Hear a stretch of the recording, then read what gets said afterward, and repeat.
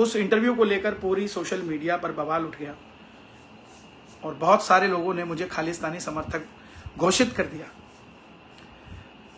तो मैं आपको बता दूं, ना तो मैं किसी खालिस्तानी को जानता हूं, ना मेरे संपर्क में कोई खालिस्तानी है, ना मैं किसी खालिस्तानी से आज तक मिला हूं, ना किसी से मेरी बात होती है। पहली चीज, क्योंकि आप सब मेरे अपने हैं। आप जो भी बात करते हैं, क्योंकि मेरे लिए जो बात करेगा वो सनातनी ही करेगा, कोई और नहीं करेगा। तो मेरे अपने हैं, मैं किसी को भी गलत नहीं कह सकता हूं। और चाहकर भी बहुत सारे लोगों ने मुझे प्रवोक किया, हिंदू संगठनों ने प्रवोक किया कि ये तो कट्टर हिंदू की बात करता है, खुद ही दोगला निकला है, ये है वो है।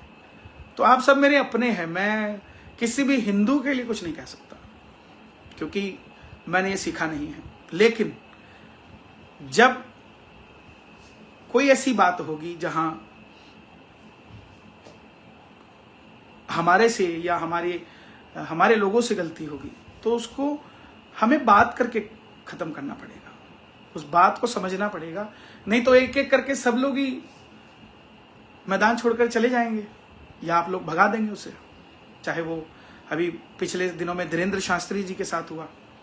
अभी हमें बात करनी पड़ेगी आपस में। अभी वृंदावन में भी इस तरीके से बात चल रही है। आप लोग मुझे भी मेरे इंटरव्यू के लिए बात कर रहे हैं कि मैंने खालिस्तान का समर्थन किया। मैं बता दूं, ऐसा कुछ भी नहीं है। मेरी बात को समझने का, वो जो मैं हंस रहा हूं, आधे पौने घंटे तक इंटरव्यू हुआ है और उसके अंदर मैं सबको पता है कि मैं बहुत हंसता खेलता बात करता हूं। उसमें हंसते हुए जब हम किसी टॉपिक पे पहुंच गए तो वो हंसी है, लेकिन मेरी कहीं पर भी, मैं किसी भी थप्पड़ के लिए, चाहे वो कहीं पर भी होता हो, मैं उसका समर्थन नहीं करता हूं। और मैं आप सबको इसलिए बता रहा हूं कि अपने दिल की बात मैं आपसे नहीं करूंगा और आप अपने दिल की बात मुझसे नहीं करोगे, तो हम दोनों ही कहां जाएंगे। सब लोग कह रहे हैं कि मैंने उसको शेरनी कहा है जिसने कंगना रनौत के थप्पड़ मारा है। मैंने उसको जिस संदर्भ में शेरनी कहा है, मैं फिर से आप सबसे समझा रहा हूं। फिर भी मैं आपको अगर बुरा लगा तो पहले मैं अपनी बात क्लियर कर दूं, फिर मुझे कोई दिक्कत नहीं है आप सबसे बात करने में। आप सब बड़े हैं मुझसे। बात चली थी कि आप इस संदर्भ को कैसे देखते हैं, तो मैंने कहा कि ये बिल्कुल असंवैधानिक है। अगर किसी ने कंगना रनौत से पंगा लेना है या कोई बात कहनी है, तो भाई इलेक्शन का तरीका है, वो इलेक्शन में खड़ी थी, वहां जाते अपना विरोध दर्ज कराते।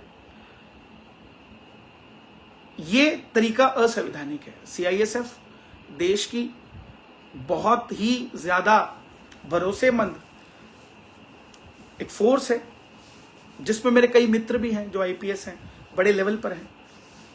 मैं सपने में भी कैसे सोच सकता हूं कि उस सीआईएसएफ पे दाग लगा और मैं उसका समर्थन कर दूंगा? बिल्कुल भी नहीं हो सकता। मैं छोटा सा था तब से सीआईएसएफ के, सीआरपीएफ के, आईटीबीपी के जवानों का मुझे आशीर्वाद मिलता रहा है। वो दाग लगा जो धुल नहीं सकता कभी भी। और बात रही खालिस्तान के समर्थन की, तो मैं उन लोगों को, हिंदुओं को स्पेशली, कई कलाकार भी हैं उसमें, उनसे निवेदन करता हूं, प्लीज प्लीज प्लीज ऐसा कोई प्रोस्पेक्टस ना चलाए जिसके अंदर किसी की जान को खतरा हो जाए।